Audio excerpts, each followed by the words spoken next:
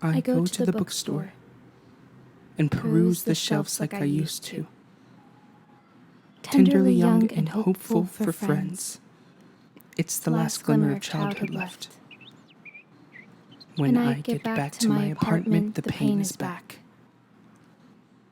They gather dust for a few years until they are donated. They cry for me when I close the box, and the horrified sadness of what I could not do curls up between my 7th and 8th rib. Am I enough as I am?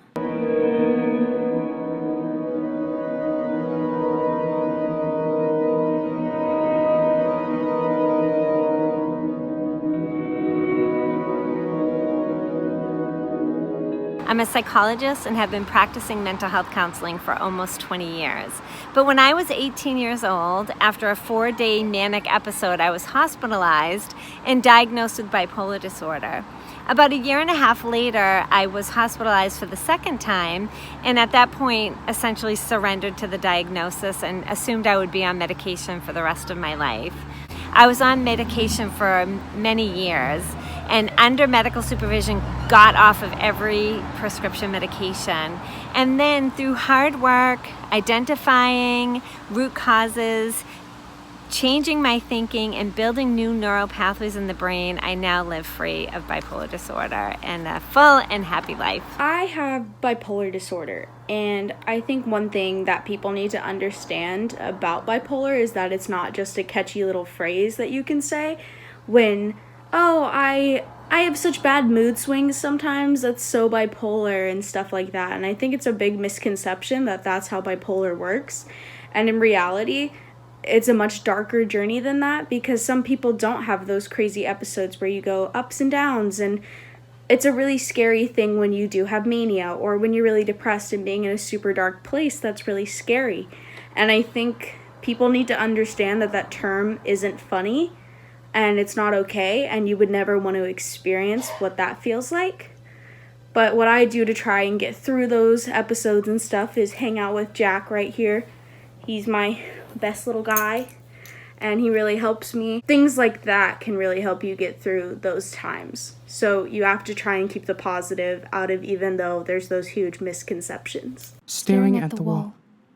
Out the window, bow hairs fall out of my head. Mother of pearl ebbs into luminescent sand, curling into burnt ends in my hands, while the ocean tide bleeds, salt over my eyes, red with sting. Gray sky and gloomy seagulls cry out for forgiveness from the hurricane. Will I ever be whole again?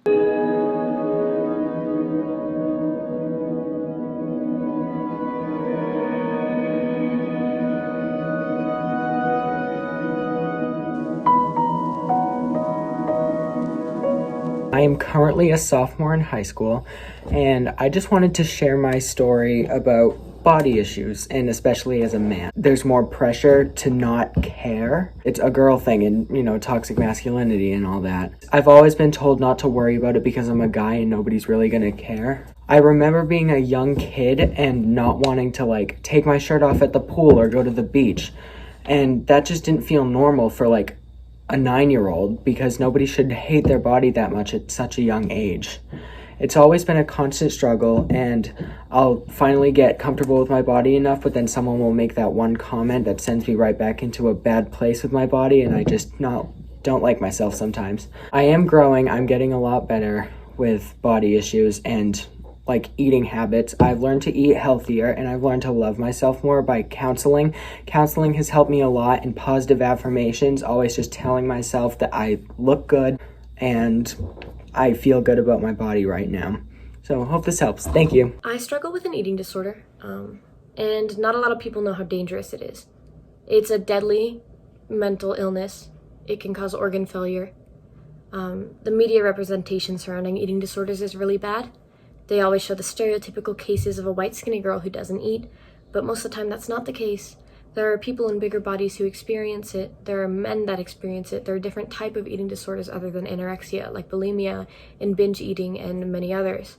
And I know I personally don't look like a stereotypical eating disorder patient because I'm not super skinny. And I've experienced when I open up about my eating disorder to other people, it can often be met with disbelief. And they'll say things like, well, I've seen you eat, you look healthy. And that's really invalidating for people with eating disorders. Our brains are already telling us that we're not sick enough to get help. It just encourages us to stay away from getting help. But now I'm trying to understand that I am so much more than my body.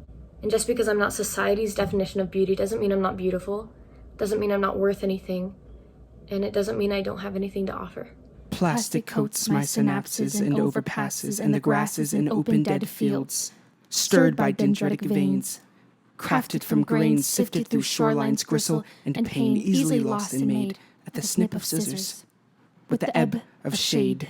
A seed about bursting, screaming at some kind of GD for reparation, for change, salvation from melange. He shall achieve it, but for now the ravishing light evades him. The office air grows stuffy as he muses on the bloody price of freedom of the mind. Voices whittle to whispers. Are they without or within?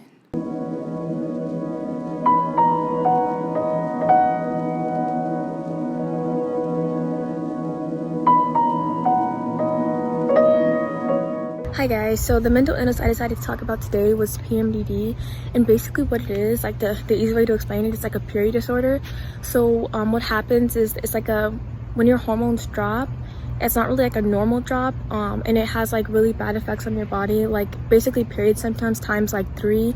It makes you really depressed and suicidal. I struggled with it for a long time, and I've had my period for 4 years, and I barely got diagnosed like a month ago, meaning that I wasn't treated for it at all, and I would have extremely painful periods and just moods of depression every month for the past 4 years.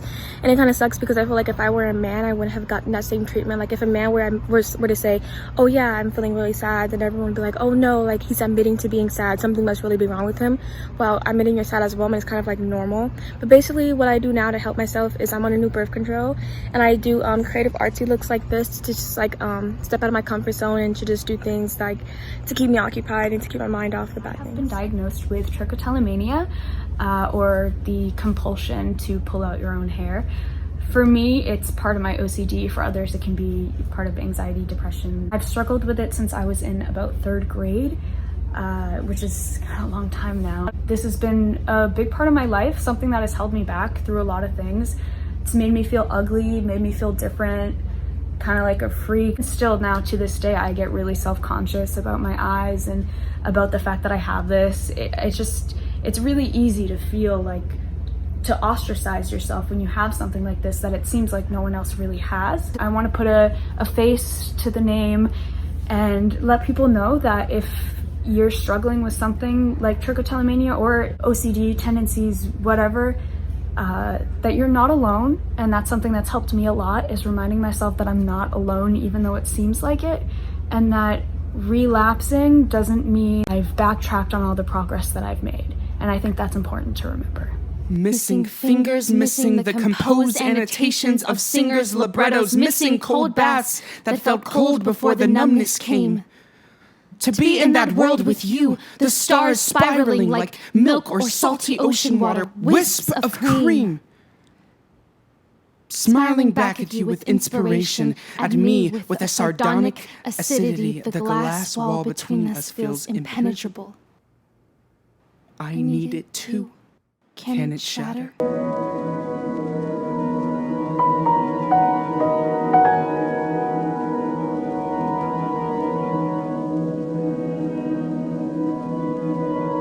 I struggled with my mental health a lot. At my lowest, I wanted to just end everything. I wanted to run away. I wanted to just get away from like any single problem that I ever had. And I really wouldn't accept help. I felt like I could deal with it on my own, or I could figure a way out of it, but the thing that got me out was help from other people and helping myself, and people helping me realize what I needed to do to get myself out of the situation that I was in and get myself out of my head. Also, journaling to get like everything out of my head and onto paper. I've struggled with mental health issues for a lot of my life, and it was something that like I didn't like talk to anybody about. Like, it brought me a lot of anxiety to think about like other people knowing. I kind of looked towards the end of high school as like a refresh, and I kind of, you know, in my head was just like, oh, it'll all be over, you know, whenever I can go to college and like be on my own. It's something that I look back and I wish I would have told people about. Once I got to college, things weren't getting any better. And so I ended up going for help and went to counseling once or twice a week for a while, and I'm getting put on medicine, and that pretty much changed my life. I feel like a completely different person now, and I don't feel like it's, you know, fake because of the medicine. I just feel more like myself than I have in, you know, 5 or 6 years. And honestly, like, what's helped me is like being around people instead of just like isolating myself all the time. It makes a big difference because you feel people around you, like you don't feel so alone. And also working out is something that's helped me a lot. I like blow off steam and just kind of like start the day right so that I don't end up like going downhill. But yeah, that's my story. Like Virginia wading into the river with stones. My eyes are sinking. Heavy. And I wonder what I will dream about before I wake and forget anew. Writing, singing, simply being the record player by my bed. Skips a few ridges. And my fingers twitch. I itch to make music again, to fill a silence with my scream. This heat begs to resound, but where is a vessel, an open wound?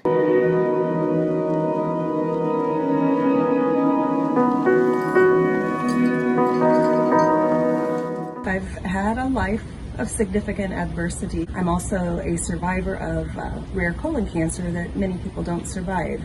So how do I keep my attitude good, and how do I feel about mental health? First of all, there's no shame in seeking out professional help. It's something that I have done many times for many reasons. I've learned a lot through my journey about that. We all have scars and troubles. I also have a husband who is someone who believes in the teachings of Eckhart Tolle and staying right in the present moment. What mattered before doesn't matter, and what's going to happen in 2 seconds doesn't matter. All we have is the present moment. I read, I exercise, and I take walks. I visit with friends, and right now I am getting off of Facebook, which I have found to be very toxic to my mental health. Highly recommend that as well. I wish you the best. Right now, as our country goes through a racial revolution, a global pandemic, and an election that may determine the future of the country we live in, I do understand that everyone is concerned. It can be emotionally draining, and it changes the climate tremendously. Being Black in America is a task, but being a gay male on top of that adds just a little more pressure. I have many times felt neglected by some of my peers. I have many times felt used by some of the men in my life, and being a Black homosexual male means giving your heart to people sometimes that don't deserve it. Being a Black gay male means finding the beauty not only in your imperfections, but in others too. In today's society, for me personally, it means being proud of the struggle to be Black, but the struggle that gay men face also. If you have ever felt neglected, been told you're too emotional, you're too dramatic, being gay is a sin, well, you're not alone, so have I. And that's just the world that we live in. I know you have the power to change that, and so do I. Taking the cards that I have been dealt and playing them to the best of my ability is what being a Black gay male in America feels like. There is so much that occurs in a single individual's life, and you deserve to speak, share, and inform about what you feel and your feelings. Your sexuality is a superpower. It helps you understand where you fit. It helps you understand where you belong. As I emerge from the abyss into vivacious color, my heartbeat floods my ears. The tolling of a deep grandfather clock, an ancient bell, a tense bass strum. The foreboding hum seeps into my bones, familiar since I opened my eyes to the luminosity of sunshine. Perfection is rare. The dissonance of simply being is as full as Debussy's moon, gifted to Claire. Every minute of reflection spent wondering about meaning washed my sands away. Every ship in a bottle shatters. What can contain this chaos?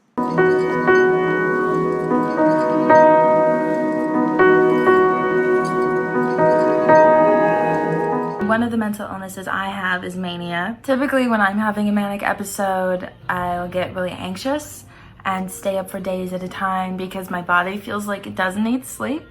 I often become really impulsive, especially with sex and drugs. I get really easily distracted, so I'll start a lot of tasks and never finish them. It makes it really difficult to get anything done, and it really harshes my grade. If the episode is really severe, I'll partially detach from reality, sometimes convince myself that I'm crazy, but I've never entered full-on psychosis. I think a lot of times when people hear mania, they do automatically affiliate it with psychosis, and that's usually not the case. It comes in many different forms. Something I found that really helps me is practicing self-awareness. There's a lot of different ways you can do this. For me, I like to use spirituality. I've been able to use self-awareness to pull myself out of episodes. There's a lot of stigma around this mental illness, but it's not as scary as people think, and it's a little bit more common than people think. It's nothing to be ashamed of, and it's nothing to be afraid of. Cowards die many times before their deaths. It's true. And I refuse the refuge of a rancid shore. Its contents, cycled washes bleeding out a muddied mess on kidney stones. And I refuse the hollow darkness of an emptied life. And I refuse to let my heart be closed to the suffering of my loves, the great green earth and all her children. I will be loud. And I refuse to let this jail become my home. I will be a soldier for the walk on part in the war. No more blood on my hands.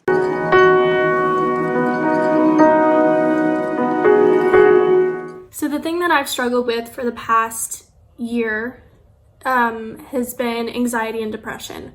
Now, of course, I've had anxiety all my life, but it hasn't been this bad. So, of course, what I do to get through it is just listen to music, eat some comfort food if I wanted. But I just listen to music, sit in my bed, and try to close my eyes, take a few deep breaths, kind of do like a meditation sort of thing.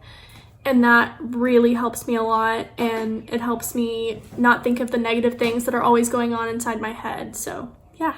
I struggle with anxiety and depression, and, sometimes the hardest thing is thinking that everyone is just kind of ignoring you or just thinking that no one really cares. But in actuality, they really do. And, sometimes it just takes a little bit of convincing. But I think overall that the hardest challenge is going to be talking to yourself and telling yourself that the negative thoughts that you have, they aren't going to hold you back, because you're the one that can prevent those thoughts and bring out a strong, positive outcome in the future.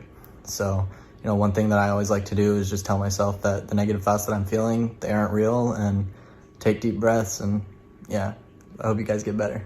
Mental illness is, first of all, an illness, not a character defect. Often because there's so much stigma surrounding illness like this, people are slow to talk about it, and then they don't get the help they need. Mental illness can be treated and managed, but where does that help come from? Oftentimes from a peer, maybe calling a hospital, how do I help someone? A pastor, or a counselor. A network of people who support the person with a mental illness is critical. There's no shame in a mental illness either. We never would think of judging someone who has cancer or a heart attack. Let the person know that everything is fine with them as a person. Mental illness does not discriminate. 1 in 5 people have a mental illness.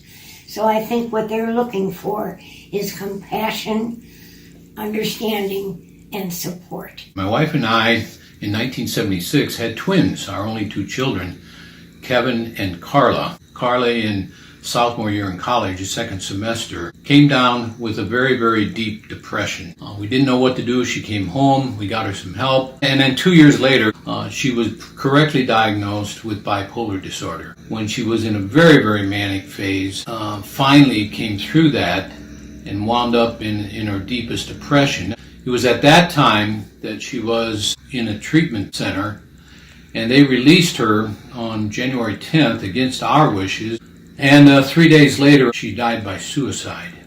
That devastating grief is unique and is with us to this day. We decided that we would offer some help to people who were going through similar situations, so we formed Carla Smith Foundation, which is now known as Carla Smith Behavioral Health.